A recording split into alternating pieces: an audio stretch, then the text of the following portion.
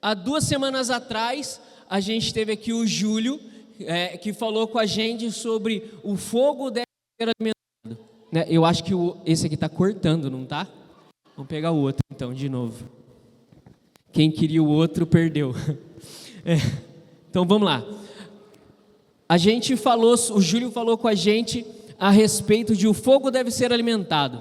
Ou seja, que a gente não pode deixar a nossa fé esmorecer, A gente não pode esquecer das coisas que a gente deve fazer, dos movimentos que a gente deve fazer, sejam eles espirituais ou físicos, para que a nossa fé se mantenha firme, certo?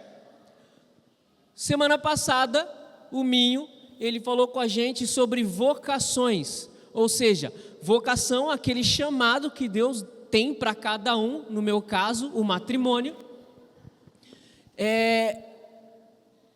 Ele trouxe a forma com que a gente tem, por exemplo, para entender esse chamado de Deus e a força do sim a esse chamado, E hoje, o pessoal pediu para que eu viesse aqui falar com vocês sobre um tema que, de repente, vai auxiliar nos outros dois. Porque eu acredito que tanto para manter o fogo aceso, tanto para reconhecer o chamado de Deus na nossa vida e dizer aquele sim para Ele, a gente precisa ter os olhos fixos no Senhor. Essa é a palavra de hoje. Olhos fixos no Senhor. A gente tem que ter um objetivo. O ser humano, ele busca o sentido último da vida, que é Deus. Então a gente precisa entender que não adianta a gente querer buscar a Deus se o nosso foco está em outro lugar. Se os nossos olhos estão olhando para outra direção. Então a gente vai tentar hoje nessa partilha entender um pouquinho melhor sobre isso. Amém? Então tá bom, vamos lá. Quem trouxe a Bíblia aí? Levanta a mão aí. Levanta ela aí. Aê, que bonito, ó. Show. Essa aqui agora é a que a gente tem comentado, Que o nosso padre pediu para que a gente, do corpo, do movimento, todos usassem a mesma Bíblia. Então, a gente está usando essa aqui. Ela é legal, de estudo, bacana. Só que dá um trabalho de carregar, é pesado. Você é louco. Mas vamos lá, se vocês quiserem ela, Ave Maria de estudo, a gente tem lá para vender. Pela bagatela de quanto que é a Bíblia aí? R$ 159,90. Se você levar 2, a gente deixa por 300. Fechou? Promoção de hoje. É isso aí. Bom, vamos lá, gente. Pega a sua Bíblia, você que trouxe, e abre aí em Hebreus. Livro de Hebreus, capítulo 12, versículo 1. Hebreus 12, 1. Quem achou, diga achei. Quem não achou, diga não achei. Vamos lá. Capítulo 12, versículo 1. Quem está com a Bíblia Ave Maria de estudo, está entre o Gênesis e o Apocalipse, naquele meinho ali. Eu não vou falar a página para vocês, se vira para achar aí. Tem que aprender. 12:1. 12:1. Bom, posso seguir? Vamos lá comigo aí. A gente vai ver aqui, ó, o que Paulo está falando aqui para a gente. Desse modo, cercados como estamos de uma tal nuvem de testemunhas, desvencilhemo-nos das cadeias do pecado, corramos com perseverança ao combate proposto, com o olhar fixo no autor e consumador, da nossa fé, Jesus. De novo, Desse modo, cercados como estamos de uma tal nuvem de testemunhas, desvencilhemo-nos das cadeias do pecado e corramos com perseverança ao combate proposto, com olhar fixo no autor e consumador de nossa fé, Jesus. Para a gente entender um pouquinho esse texto aqui, vamos analisar um pouquinho o capítulo anterior. O capítulo 11, ele tem no capítulo todo exemplos de pessoas de fé, pessoas que viveram pela fé, que fizeram obras grandiosas pela fé.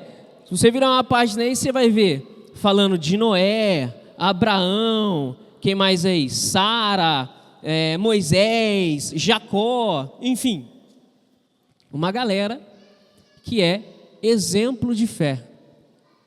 Essa galera que viveu pela fé, que ouviu o chamado de Deus e pela fé seguiu. Agora, que fé é essa? Que fé é essa? Porque para a gente a fé parece algo muito abstrato. O que é a fé? Acreditar. Eu lembro que eu ouvi uma vez uma pessoa falando que a fé é acreditar sem resquícios de dúvidas naquilo que não aconteceu e viver como se já estivesse acontecido.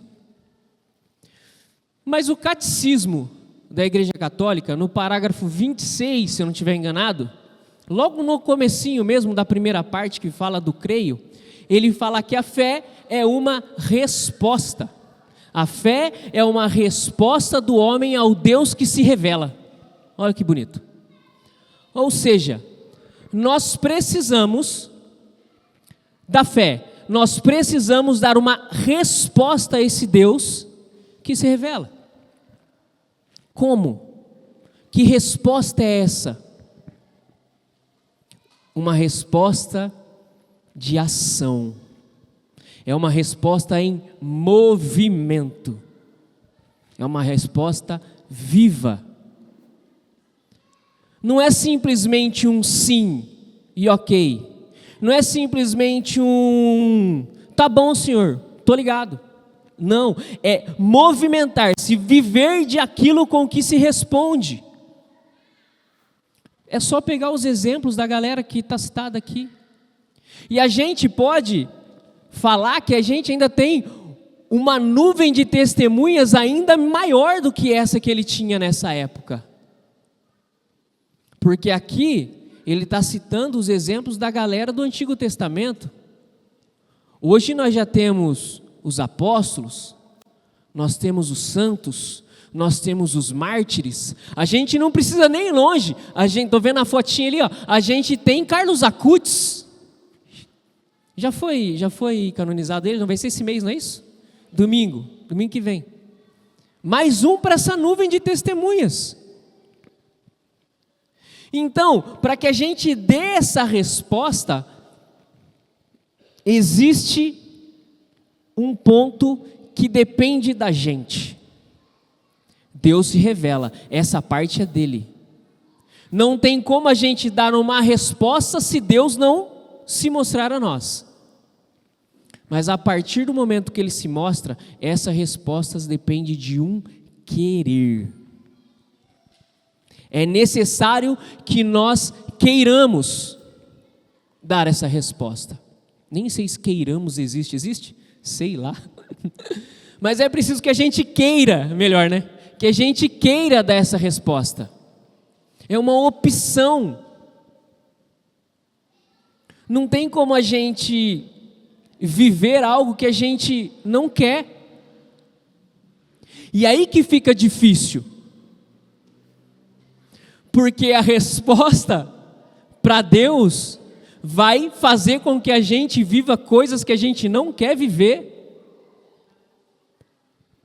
É mais gostoso muitas vezes os prazeres do mundo, os prazeres da carne. É muito mais gostoso muitas vezes. É muito mais gostoso, sei lá, ficar louco no álcool, ou sei lá, qualquer coisa aí, do que de repente você está na sua casa de joelho rezando um terço. É muito mais fisicamente prazeroso. Senão não tinha tanta gente fazendo isso aí. Vocês não concordam comigo? E eu estou falando sem saber, porque nem beber eu bebo. Entende? Deus vai levar a gente a fazer coisas, a viver momentos que talvez lá atrás não fosse uma coisa que a gente pensasse, ó. Eu, quando era mais novo, eu pensava em casar. Olha, que loucura, né? Quem aqui pensa em casar? Olha, quanto louco igual eu. Eu pensava em casar, mas quando eu pensava em casar e construir minha família, eu achava que no domingão não ia estar na praia. Não ia estar dando um rolê no pedalinho do Zeca Malavase, olha. Né? Fazendo um churrasco com a família. Que eram uns negócios que na minha casa eu não tinha. Eu nunca imaginei que num domingo eu ia sair da minha casa 4 horas da tarde e voltar para minha casa 9h30 da noite, muitas vezes deixando minha mulher e minha filha lá. Minha esposa hoje está aí, nem devia, inclusive, porque ela trabalha com contabilidade, ela está em fechamento, era para estar trabalhando. Alguém tem que trabalhar naquela casa, que seja ela. Então Deus vai levar a gente a fazer coisas que de repente não era o nosso sonho lá atrás. Vocês entendem? Então, a resposta, o sim a Deus, tem a ver com um querer, não com o que eu quero. É um querer ao que Deus quer para a minha vida. É um querer fazer parte no futuro dessa nuvem de testemunhas.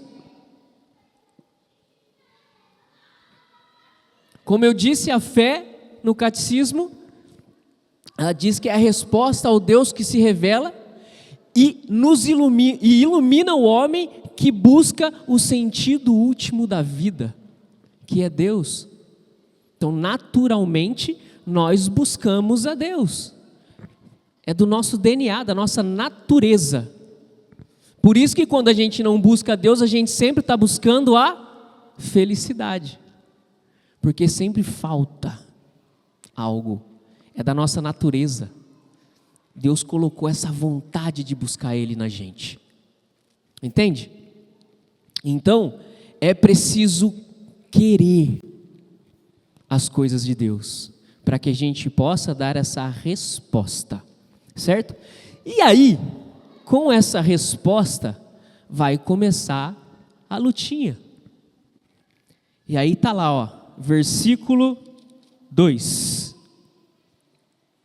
2 não, ainda no 1 ainda. Desvencilemo-nos das cadeias do pecado. Eu tenho uma versão lá em uma Bíblia lá em casa, da CNBB, que ela coloca um detalhezinho a mais. Ela coloca: deixemos de lado o que nos atrapalha e o pecado que nos envolve. Você tem essa versão aí? Top, eu gosto dessa versão. Deixemos de lado o que nos atrapalha. O que tem te atrapalhado? Pensa aí, o que tem te atrapalhado? E eu não estou falando nem de coisa que necessariamente é pecado não, tá? Porque pecado ele vai falar depois, do pecado que nos envolve. Mas o que tem te atrapalhado? Preguiça? Eu acho que uma das coisas que mais nos atrapalha a buscar a Deus é a soberba. E inclusive, já vi um pregador falando, eu não lembro se era um padre, há muito tempo atrás ele dizia assim: a soberba é o pecado que mais existe, que a gente menos confessa. Quem já chegou na frente do padre e confessou: padre, eu queria confessar a minha soberba? Porque muitas vezes a gente se coloca numa situação e nós achamos que a gente não precisa de Deus para resolver. A gente resolve sozinho, a gente dá conta.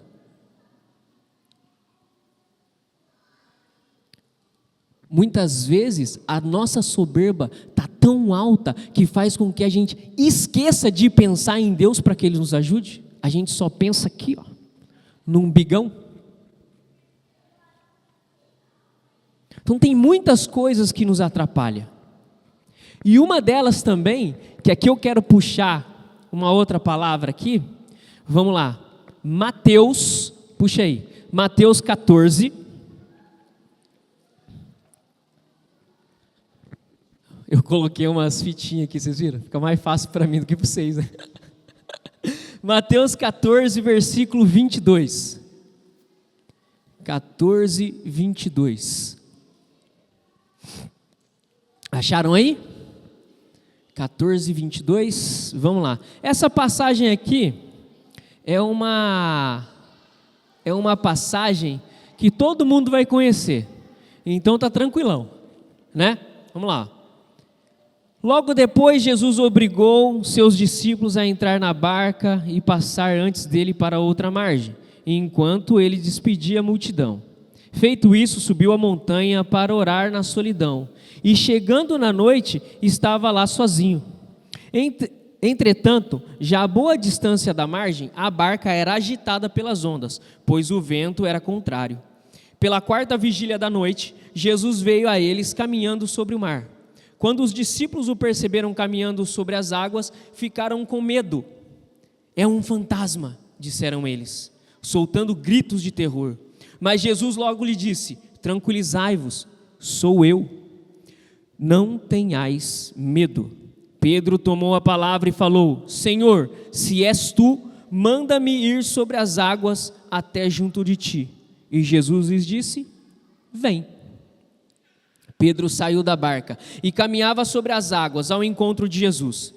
Mas, redobrando a violência do vento, teve medo e, começando a afundar, gritou: Senhor, salva-me! No mesmo instante, Jesus estendeu-lhe a mão, segurou-lhe e disse: homem de pouca fé, por que duvidastes? Apenas tinham subido na barca, o vento cessou. Então aqueles que estavam na barca prostraram-se diante dele e disseram: tu és verdadeiramente o Filho de Deus. Coisas que nos atrapalham. O medo. Quem aqui é pai de família, por exemplo, vai entender esse medo.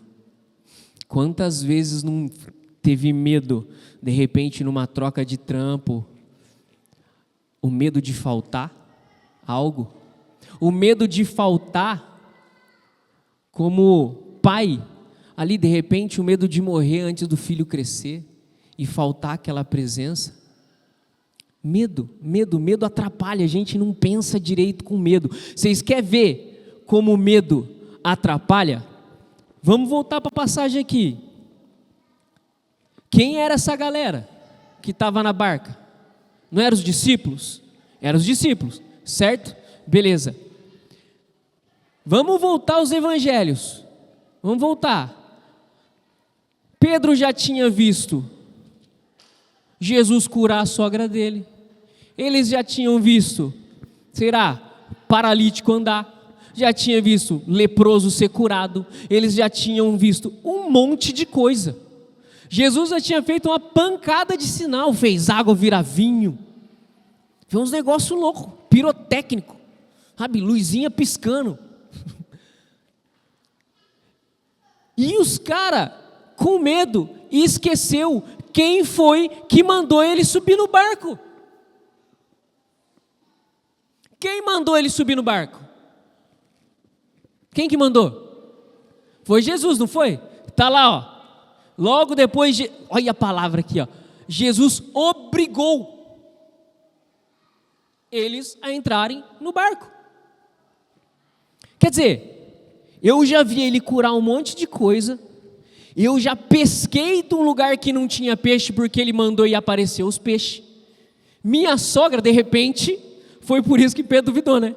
Curou a sogra? Pô, Jesus, que mancada. Mas enfim, ele já tinha visto muita coisa. Mas eles esqueceram e eles ficaram com medo. E olha que louco, como que uns caras que trabalhou a vida inteira, pelo menos boa parte deles, no mar, pescando, estava com medo de uma tempestade. Os caras estavam acostumados. e ficaram cheios de medo. Às vezes Deus coloca a gente numa missão.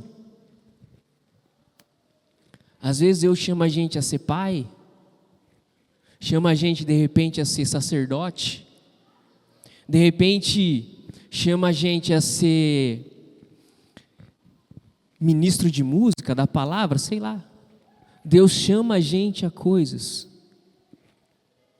E no meio do caminho, coisas acontecem que o medo faz com que a gente esqueça quem foi que colocou a gente ali. E aí pode ser que a soberba volte. É preciso ter os olhos em Deus, é preciso lembrar de Deus o tempo todo. Fixar na meta, porque senão o medo vai derrubar a gente. Às vezes o medo, eu já conversei com algumas pessoas aqui, o medo de, sei lá, Deus não está olhando para ele porque ele não sente, ele não ouve, ele não arrepia, ele não chora.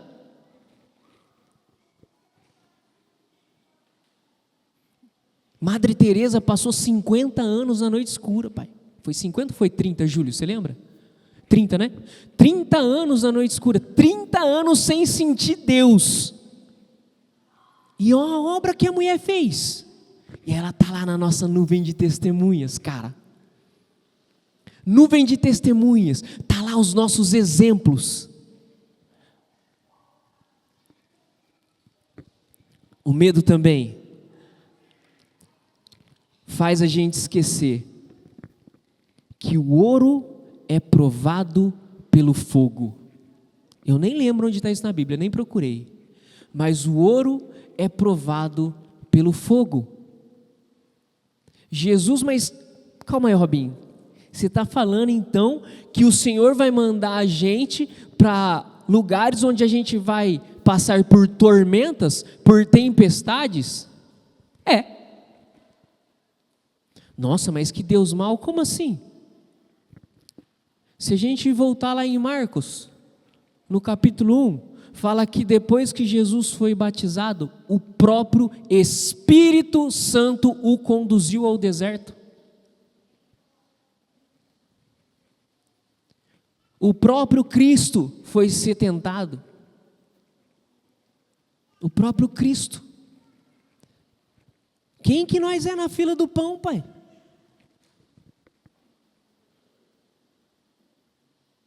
O ouro é provado pelo fogo. E a nossa fé que é pelo cadinho da humilhação, é um negócio assim, não é? A palavra eu não lembro direito. Mas o ouro é provado pelo fogo. Então o Senhor vai testar a gente. Como está a sua fé? Como está a sua fé na hora da tormenta? Para onde você olha a hora que o barco agita? Quando o sapato aperta? Quando o medo chega? Para onde você olha? Para quem você está olhando? E aí você fala, estou olhando para Jesus. Os apóstolos também estavam. Mas o medo cega. Eles não veem Jesus. Eles estão olhando para Jesus, andando em cima da água, e a primeira coisa que eles pensam é que é um fantasma. Eles não conseguem reconhecer o Senhor.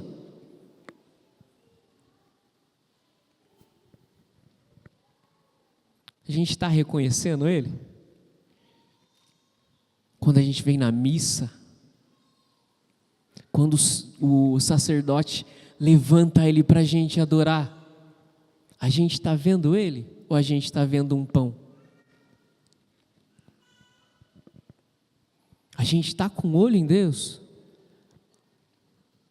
mas a gente está cegado, está com a vista embaçada, a gente está alimentando o fogo para que a nossa vista seja perfeita. E é tão louco que Jesus ele fala assim: calma, galera, é o Pai, né? Calma. E é muito louco, cara, é muito louco porque ele fala assim, eu só percebi isso agora. Sou eu. Olha o termo que ele usa, sou eu. Quando o Senhor apareceu lá na sarça ardente, ele disse o quê? Eu sou. Sou eu. Calma, estou aqui. Não é assim que a gente fala? Calma, Pai está aqui. Pedro duvida, cara. Ele vê e não reconhece. Ele ouve e duvida. Nossa, Fabinho, mas como você está falando que ele duvida? Aqui. Eu acho que minha página até girou aqui, ó. Se és tu, manda-me que vá até ti sobre as águas. Se é. Se. Cadê? Deixa eu achar a palavra aqui certinho. Ó. Senhor, se és tu, manda-me ir sobre as águas até junto de ti. Se é. Quer dizer, viu, não reconheceu. Ouviu, não reconheceu. Vai precisar do quê? Para a gente reconhecer o Senhor, a gente entrar na água também? Vai precisar o quê para a gente reconhecer o Senhor? Ah, ganhar na Mega Sena? Ia ser uma puta andar sobre as águas, né? Falei. Vai precisar do quê, cara? De um milagre? Vai ser fogo caindo do céu e... O que vai precisar para a gente reconhecer o Pai? O medo tira o nosso foco, cara.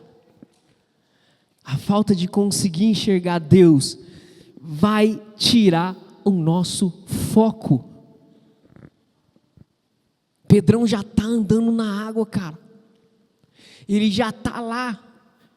Quem aqui já assistiu Naruto? Alguém já assistiu Naruto aqui? Pô, não vai ter referência então, que triste. O cara já está andando sobre as águas lá, cara. Pedrão está indo. Como é que o cara duvida depois disso, velho? Ele já viu um monte de coisa acontecer. O Senhor já falou que é ele. Já mandou ele ir. Vem. Ele bota o pé na água. Virou chão, pai. Caraca.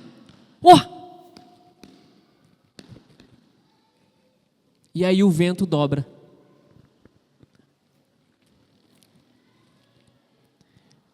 Mas redobrando a violência do vento. Às vezes, é no momento que a gente está mais no Senhor que o vento vai dobrar a força. É nesse momento em que vão tentar tirar o foco de você. Vai tentar tirar o meu foco. E aí, você vai afundar, pai. Não tem jeito. Tirou os olhos do Senhor, afunda. Tirou os olhos do Senhor, vacila. Eu luto contra um pecadinho de estimação, como a gente diz, né? Há muitos anos. E eu conversando uma vez com uma galera, eu falei, toda vez que eu estou firme no terço, toda vez que eu estou firme na oração, não é que eu não caio, não me dá vontade de cair, cara, eu nem penso naquilo, mas vacilou,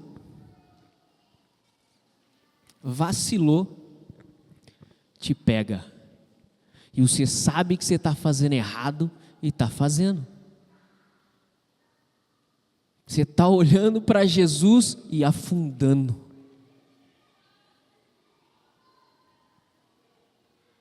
Como que a gente melhora isso?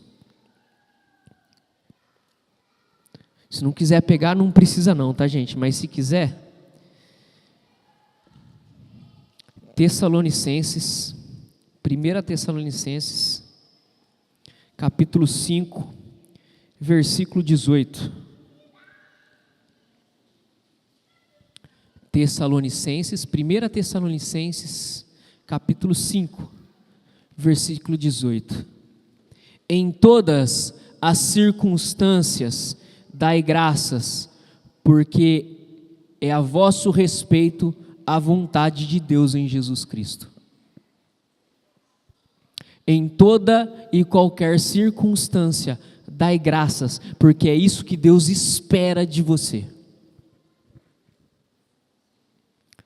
No capítulo 54 de Isaías, logo no primeiro versículo, ele diz assim: cantai, ó estéril, alegre-se você que não sente as dores do parto. Calma aí, você está falando que eu preciso ficar feliz pelas tormentas que chegam na minha vida? Não, não é isso. Dai graças a Deus em todo momento, cantar, levantar louvores a Deus em todo momento, significa que você está feliz com Ele, independente de qualquer coisa. Porque aquilo que te espera é muito maior do que aquilo que você vive.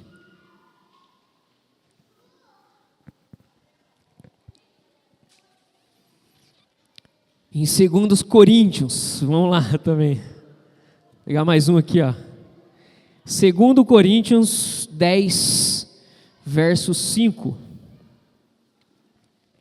Robinho, em tudo dai graças, mas é difícil, cara. Nossa, às vezes... Cara, eu vou dar um exemplo para vocês muito louco, parece besteira. Eu trabalho com extintor de incêndio. A gente faz manutenção, ó, nessa empresa desses extintores de incêndio que está pendurado na igreja aí, ó. Se precisar, pega o contato, ó, o jabá. E o que acontece? A gente faz manutenção. Então, basicamente, o que a gente faz? A gente tira a válvula, tira o pó, faz o teste na carcaça, coloca outro pó e fecha de novo, com lacre, tudo certinho, representando aquele ano de testes, certo? Beleza. Uma das partes mais chatas que tem nesse processo, é simples, não é um trabalho difícil, vocês não concordam? Que é um trabalho suavão, é voltar a válvula no lugar, porque aquele pó ele é muito fino, então ele compacta e tem um caninho na válvula que vai até lá embaixo. Então na hora que você coloca, ele está compactado, aí ele não deixa a válvula aí. Aí você tem que virar ele de ponta cabeça, fazer aquele pó descompactar e voltar. Aí você consegue, aí o que acontece? A rosca não pega. Aí você fica lutando com a rosca, lutando. E eu, quando eu entrei lá, eu não estava numa vibe muito santa, vamos dizer assim, e cara, eu reclamava. Nossa, eu xingava aquela rosca. Nossa senhora, eu queria, sei lá, matar um infeliz que inventou a rosca, porque não pegava a rosca. E quanto mais eu reclamava, menos pegava a porcaria da rosca. Teve dias de eu deixar um extintor lá, faço amanhã esse negócio que eu não aguento mais, vou pro próximo. E aí eu resolvi mudar. Um dia eu resolvi mudar. Peguei a válvula, não vai. A hora que deu vontade de reclamar, eu comecei. Senhor, hoje eu me... Olha, até worship, velho. Hoje eu me rendo. Eu reconheço que nada eu posso fazer. Senti a hora que eu falei, nada eu posso, pegou. Na hora. Aí eu falei, tá de sacanagem. Tá de sacanagem. Foi coincidência, certo? Hoje, todas as vezes que a rosca começa a não pegar, eu não demoro, já começo. Senhor, eu nada posso sentir. Pau. É batata, cara. Parece bobo. Não parece bobo? Mas é Deus andando sobre as águas na sua frente. É nas pequenas coisas que você vai ver o processo. É nas pequenas coisas que você vai ver Deus agir. E a gente tem que se agarrar a isso, certo? Como que eu faço isso? Mudando a nossa mente, mudando a nossa cabeça, a nossa forma de pensar. 2 Coríntios 10, versículo 5. Nós aniquilamos todo o raciocínio e todo orgulho que se levanta contra o conhecimento de Deus e cativamos todo o pensamento e o reduzimos à obediência a Cristo. O que ele está falando aqui? Subjuga o seu pensamento, oprime ele se for preciso, mas leva o seu pensamento até o Senhor, senão não vai dar certo.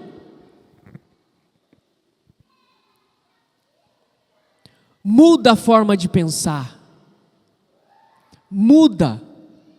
Bateu aquela vontade de reclamar, de murmurar, muda. Muda. Briga com a sua cabeça, aniquila o seu pensamento, subjuga ele.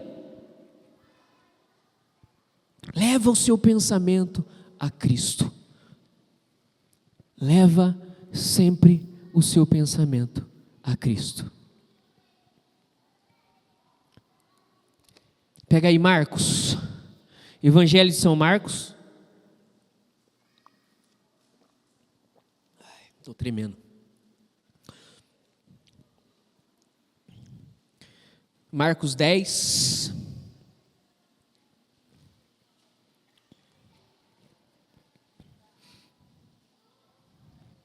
Acho que eu marquei em lugar errado ainda, hein? Que legal. Burro.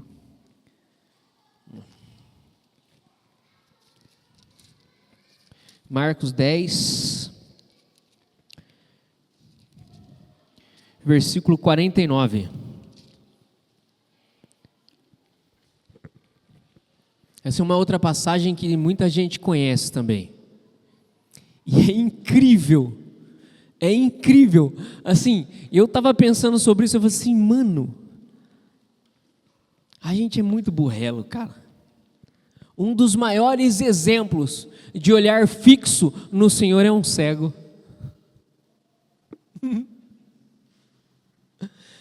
Pedro via e afundou.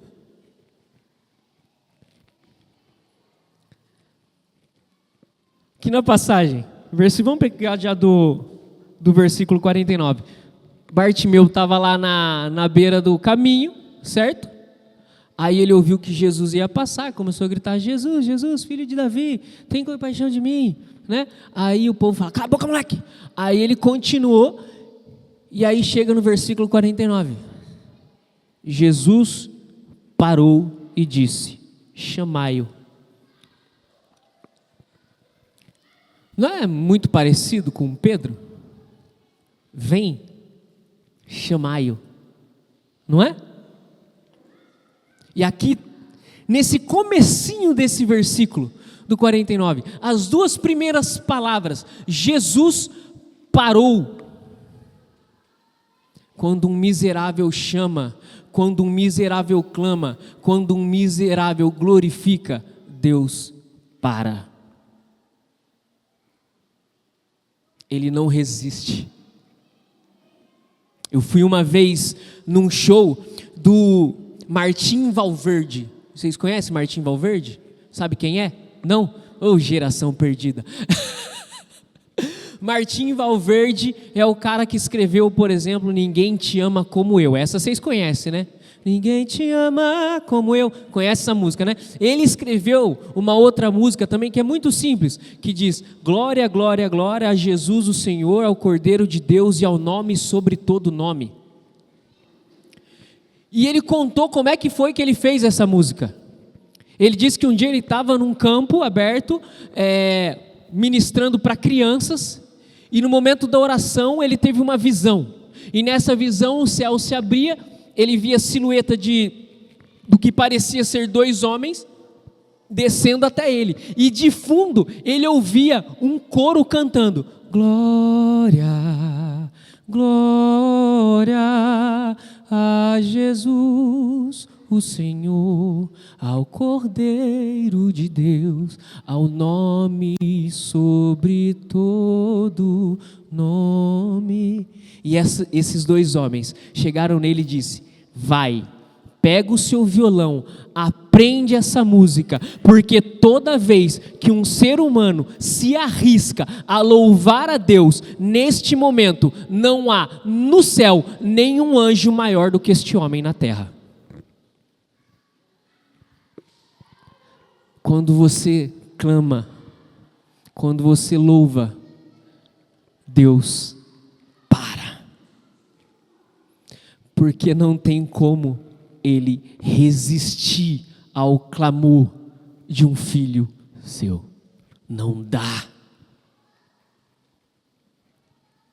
Não dá.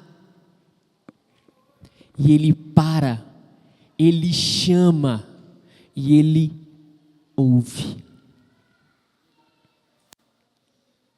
É muito legal aqui na passagem. Jesus já sabia que Ele era cego. Ele era Deus. Mas Ele quer ouvir. O que você quer que eu faça? Jesus para e ouve toda vez que você clama. Mas é preciso, assim como esse cego, ao levantar-se,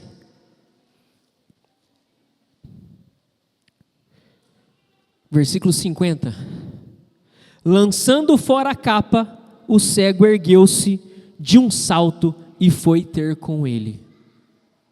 O que a gente lê lá em Hebreus?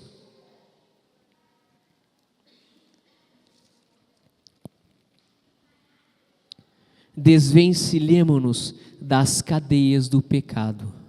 Ou então, como está na outra tradução, deixemos de lado o que nos atrapalha e o pecado que nos envolve.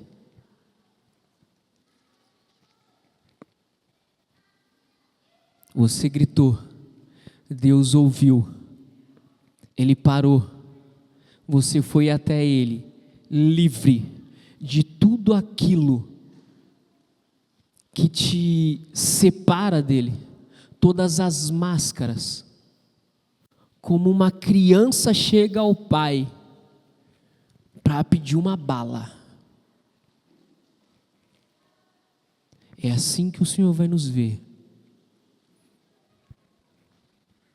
Ele vai parar, Ele vai ouvir e Ele vai fazer. O que queres que eu faça? Mestre, que eu veja. Então vê. E por que eu falo que esse cara aqui foi um dos caras que mais mostra pra gente, mesmo sendo cego, o que é ter o olhar fixo em Jesus. Jesus cura ele e diz: vai, foca aqui, vai, a tua fé te salvou. No mesmo momento, no mesmo instante, ele recuperou a vista e foi aonde? Seguindo Jesus pelo caminho. Ainda que o Senhor falou para ele: vai, você está curada. Ele não saiu mais do lado do Senhor. E aqui, cara, tá uma chave para um negócio muito louco, que está lá também em Marcos, quando Jesus cura a sogra de Pedrão. Jesus não vai te curar só porque você quer. O milagre não vai acontecer só porque você deseja. Aqui, o milagre aconteceu e ele continuou seguindo. A sogra de Pedro diz que ele toca nela, imediatamente a febre vai embora e ela ponha-se a servi-los. O Senhor cura, porque Ele te quer perto dEle. E é um ato de extremo amor de Deus não te curar, muitas vezes. Porque há a possibilidade de a hora que você recebeu o que você quer, você ir embora.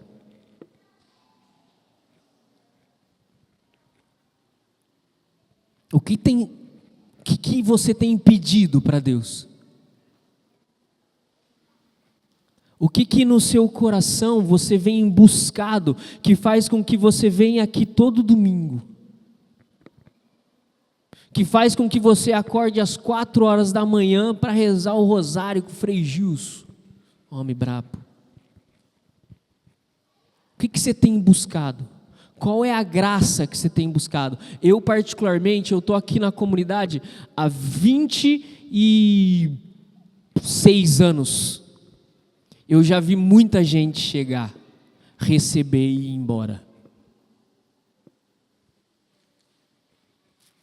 Muita gente. Muita gente. Eu já vi muita gente que ali, do lado daquele sacrário, chorava, se descabelava, gritava, abraçava e declamava amores a Jesus. E hoje está na Umbanda, por exemplo. Já vi muita gente que fazia isso e hoje diz que não acredita em mais nada. Será que talvez este não pode ser o nosso caso? Será que se o Senhor me der aquilo que eu peço, será que eu vou continuar? Depois da tempestade sempre vem a calmaria. O ditado diz que depois da tempestade vem a bonança, não é? Sempre vem a calmaria. Mas você está preparado.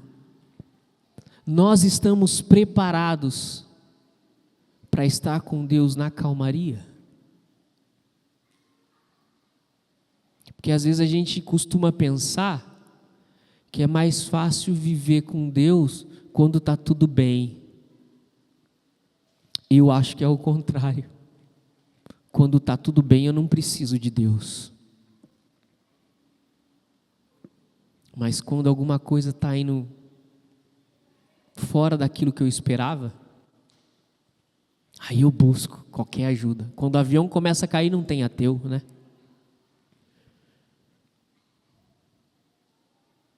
Para finalizar, eu quero só falar uma coisa. Uma coisa que Deus sussurrou no meu coração quando eu já estava terminando os meus estudos para isso aqui. Eu até anotei para não esquecer. É importante manter os olhos fixos em Jesus na tempestade para não perdermos a esperança. Mas é mais importante fixar o olhar no Jesus, na calmaria, para não nos afastarmos do céu.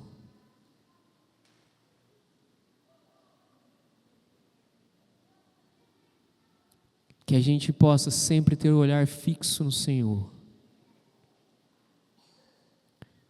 Que nosso sonho, o nosso maior desejo, o nosso maior querer seja fazer parte da nuvem de testemunhas. Não que a gente tenha que querer ser santo de altar, até porque eu acho que ninguém merece uma imagem minha.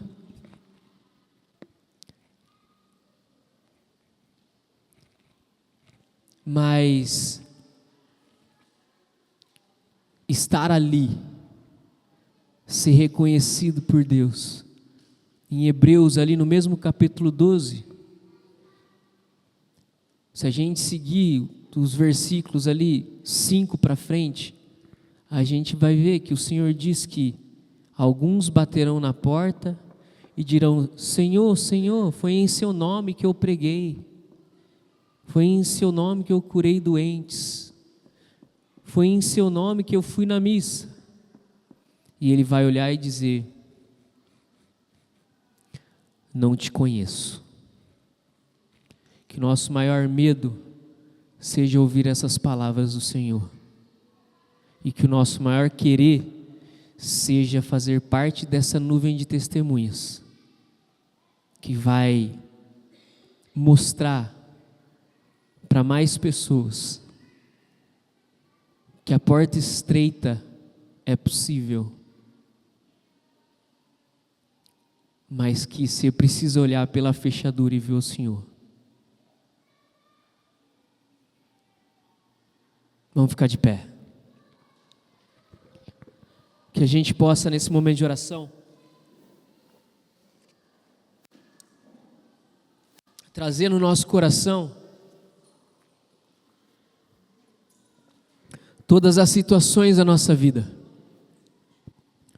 Que hoje a gente possa voltar o nosso olhar para dentro de nós e enxergar todos os momentos que a gente viveu, seja ele feliz, seja ele triste, seja uma tormenta, seja uma calmaria, mas que a gente possa olhar dentro de nós e observar aonde estava o nosso olhar naquele momento,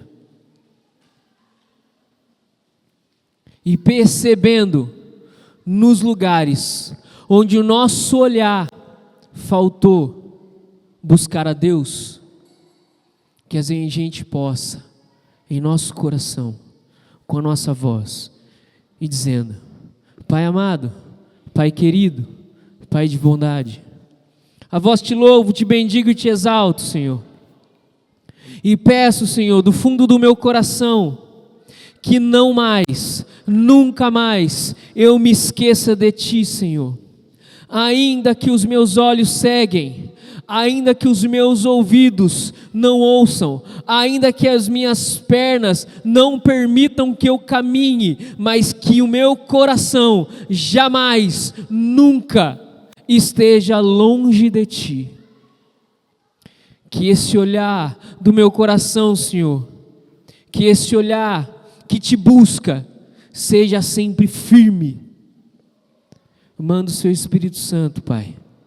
Manda o Seu Espírito Santo, para que eu tenha coragem, para que eu tenha força, e para que eu Te busque em todo momento. Amém.